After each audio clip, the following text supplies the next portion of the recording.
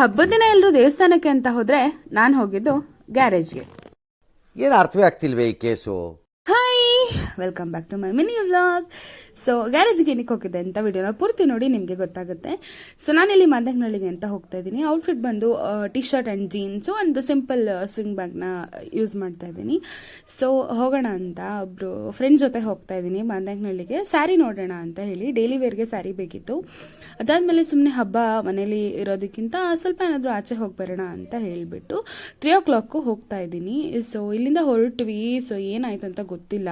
Almost 4 years ಇಂದ ನಾನು ನನ್ನ ಗಾಡಿನ ಯೂಸ್ ಮಾಡ್ತಾ ಇದ್ದೀನಿ. ಬಟ್ ಯಾವತ್ತೂ ಕೈ ಕೊಟ್ಟಿಲ್ಲ. ಇವತ್ತು ಸ್ಟಾರ್ಟೇ ಆಗ್ತಾ ಇಲ್ಲ ಲಿಟ್ರಲಿ. ಬಟ್ ಏನು ಮಾಡ್ಬೇಕಂತ ಗೊತ್ತಾಗ್ತಿರ್ಲಿಲ್ಲ. ಇಬ್ಬರೇ ಹೋಗಿದ್ವಿ, ಗಾಡಿ ಸ್ಟಾರ್ಟ್ ಆಗ್ತಾ ಇಲ್ಲ.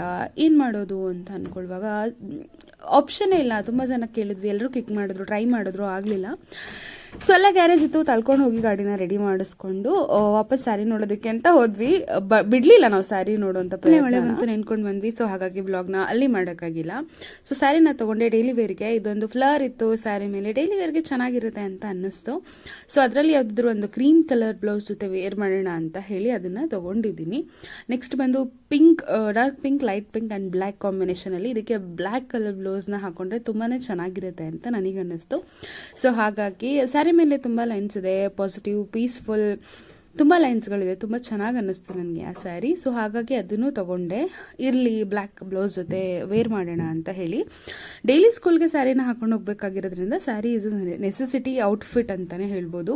ಮುಂಚೆ ಸ್ಯಾರಿ ಅಂದರೆ ಅಷ್ಟಕ್ಕಷ್ಟೇ, ಬಟ್ ಇವಾಗ ತುಂಬ ಇಷ್ಟ ಆಗುತ್ತೆ. ಇಷ್ಟ ಆಗಿಲ್ಲ ಅಂದ್ರೂ ನನ್ನ ವರ್ಕ್, ನನ್ನ ಪ್ರೊಫೆಷನ್ನಿಗೆ ಇಷ್ಟಪಟ್ಟು ಹಾಕ್ಕೊಳ್ಬೇಕಾಗುತ್ತೆ. ಸೊ ನಾನಿಲ್ಲಿ 3 ಸ್ಯಾರಿನ ತಗೊಂಡೆ.